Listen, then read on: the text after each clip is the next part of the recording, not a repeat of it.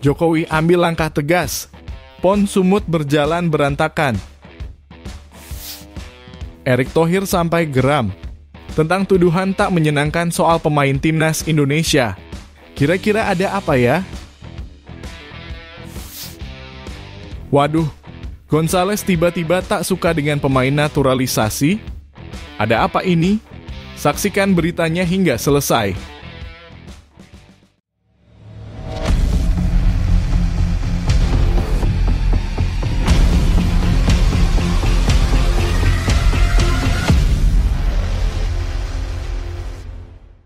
Mohon subscribe channel Timnasku Indonesia agar tidak ketinggalan informasi Timnas Indonesia.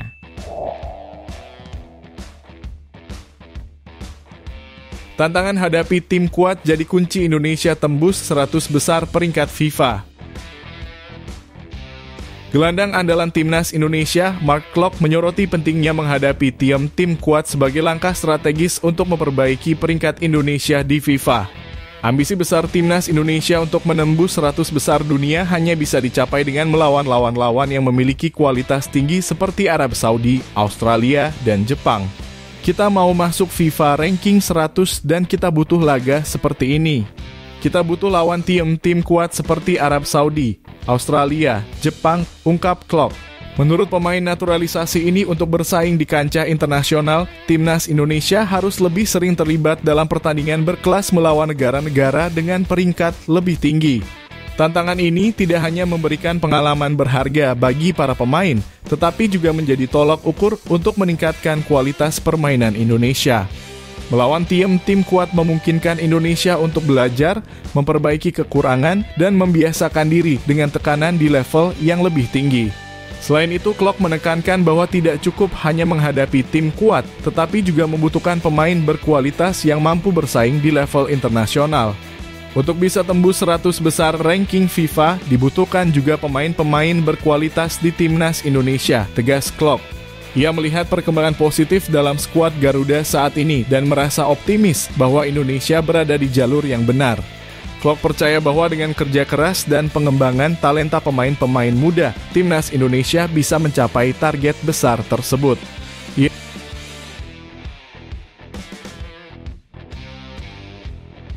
Christian Gonzales bangga dengan performa timnas, tapi naturalisasi terlalu mendominasi. Mantan penyerang timnas Indonesia, Christian Gonzales, memberikan pujian terhadap performa timnas Indonesia setelah berhasil tampil disiplin dan kompetitif dalam laga melawan Arab Saudi di kualifikasi Piala Dunia 2026. Menurutnya, meski lawan yang dihadapi adalah tim kuat, skuad Garuda mampu menunjukkan kualitas permainan yang baik. Lawan Arab Saudi, saya lihat para pemain disiplin dan bisa cetak gol. Berarti kita bisa bersaing dan kiper kita Maarten Paes tampil luar biasa, ujar Gonzales dalam program One on One. Tak hanya laga melawan Arab Saudi, Gonzales juga memuji performa timnas saat menghadapi Australia. Meski menurutnya tim terlalu banyak bertahan, hasil imbang sudah merupakan pencapaian yang patut diapresiasi. Saya bangga pertandingan lawan Australia walaupun terlalu bertahan. Tapi kita harus ingat kemarin lawan Australia kalah 4-0 di Piala Asia dan kemarin bisa imbang, ujarnya memuji perkembangan yang terjadi di bawah asuhan pelatih Shin Tae-yong. Namun Gonzales juga menyampaikan pendapatnya terkait dominasi pemain naturalisasi dalam skuad timnas Indonesia. Menurutnya terlalu banyak pemain naturalisasi bisa mengurangi kesempatan bagi pemain lokal untuk berkembang. Kalau memang untuk perkuat timnas, kenapa enggak? Tapi ya kalau kita bicara jujur, terlalu banyak ya. Ini bisa mengurangi kesempatan pemain lokal, jelas Gonzales. Meski begitu, Gonzales menekankan bahwa pemain naturalisasi tetap bisa menjadi kekuatan penting bagi timnas selama digunakan dengan bijak. Perdebatan mengenai pemain naturalisasi memang selalu menjadi topik hangat. Namun Gonzales percaya bahwa keseimbangan antara pemain lokal dan naturalisasi adalah kunci untuk membangun tim yang kuat dan kompetitif di kancah internasional.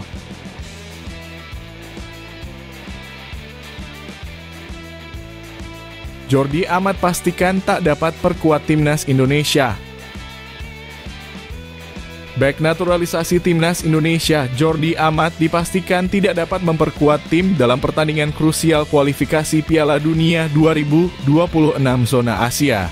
Cedera yang dialaminya memaksanya absen pada laga melawan Bahrain dan Cina yang dijadwalkan berlangsung pada bulan Oktober mendatang. Cedera ini menjadi pukulan bagi skuad Garuda, mengingat pentingnya peran Jordi di lini belakang sebagai salah satu pemain dengan pengalaman internasional yang luas.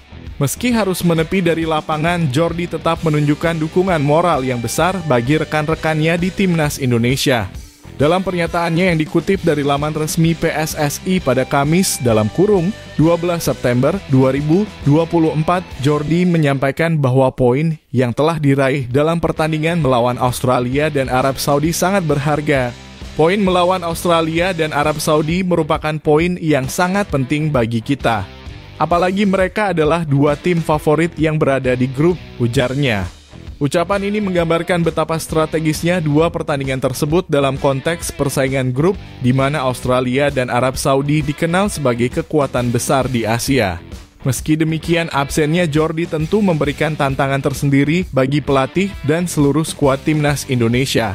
Kehadiran bek tangguh seperti Jordi amat sangat dibutuhkan, terutama dalam pertandingan yang menentukan seperti melawan Bahrain dan Cina. Kedua tim tersebut memiliki gaya bermain yang berbeda dan kemampuan Jordi dalam mengorganisasi pertahanan sangat dirindukan. Namun dalam sepak bola, cedera adalah bagian dari permainan dan timnas Indonesia harus tetap fokus menghadapi tantangan di depan. Di sisi lain, semangat yang ditunjukkan Jordi menjadi sumber motivasi penting bagi para pemain muda Indonesia. Jordi yang telah menjadi bagian dari skuad Garuda sejak proses naturalisasinya selalu menunjukkan komitmen tinggi untuk membela tanah air. Meski kali ini ia harus absen di lapangan, ia tetap hadir memberikan dukungan moral yang sangat dibutuhkan oleh rekan-rekannya. Harapan besar tetap ditujukan kepada timnas Indonesia agar mampu meraih hasil positif dalam dua pertandingan tersebut meski tanpa kehadiran Jordi.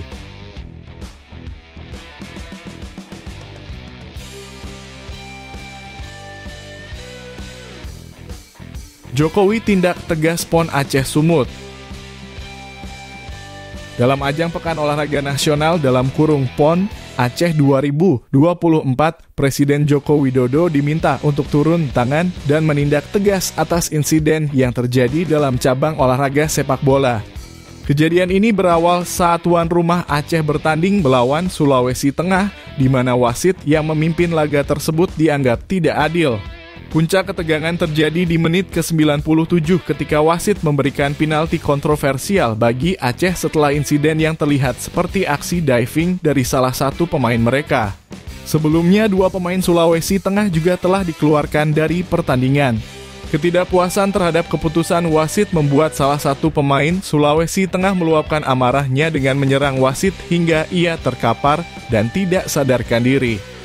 Keanehan lain muncul ketika nama wasit yang disebut dalam laporan berita berbeda dari yang tertera di daftar susunan pemain. Kantor berita antara menuliskan nama wasit sebagai Ahmad Hafid Hilmi, sementara di daftar resmi pemain tertulis Eko Agus Sugiharto.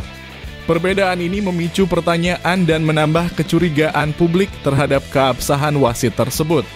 Pertandingan yang berakhir dengan skor 1-1 akhirnya memaksa tim Sulawesi Tengah memutuskan untuk walk out (WO) merasa tidak mendapatkan keadilan dalam laga tersebut.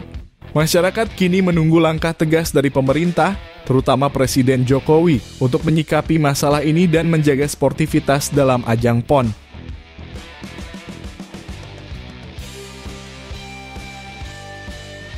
Erick Thohir geram atas kritik naturalisasi timnas Indonesia, bantah keras tuduhan Peter Gonta. Ketua Umum PSSI Erick Thohir merespons tegas kritik yang dilontarkan oleh Peter Gonta terkait penggunaan pemain naturalisasi di timnas Indonesia. Kritik tersebut memicu polemik di media sosial dengan Gonta menyebut bahwa prestasi timnas Indonesia dianggap palsu karena didominasi oleh pemain keturunan. Peter Gonta, mantan Duta Besar Indonesia untuk Polandia, mengaku merasa malu dengan banyaknya pemain naturalisasi di skuad Garuda. Ia bahkan menuduh bahwa perkembangan tim nasional saat ini penuh kebohongan dan hanya membodohi masyarakat. Gonta juga menyinggung pemain-pemain naturalisasi yang direkrut pada 2010, yang menurutnya kembali ke negara asal setelah tidak lagi dibutuhkan oleh timnas Indonesia. Tuduhan ini sebelumnya telah dibantah oleh anggota EXCO PSSI, Arya Sinulinga. yang menegaskan bahwa tidak ada pemain naturalisasi yang memiliki kewarganegaraan ganda atau membuang paspor Indonesia setelah tidak lagi bermain untuk timnas. Menanggapi tuduhan ini, Erick Thohir menunjukkan kemarahannya melalui unggahan di media sosial. Ia meminta agar kritik yang tidak berdasar tidak mengganggu perjalanan timnas dalam mencapai prestasi di pentas dunia. Jangan pernah pertanyakan dedikasi dan perjuangan kami untuk membawa sepak bola Indonesia ke pentas dunia, tulis Erick dalam unggahannya yang disertai cuplikan perjuangan timnas Indonesia di kualifikasi Piala Dunia 2026. Erick menegaskan bahwa proses naturalisasi dilakukan demi memperkuat timnas dan meningkatkan kualitas sepak bola Indonesia. Ia juga menolak keras anggapan bahwa prestasi timnas Indonesia adalah hasil kebohongan. Selain itu, Dirjen Imigrasi Kemenkumham, Silmi Karim, turut membantah tuduhan Peter Gonta.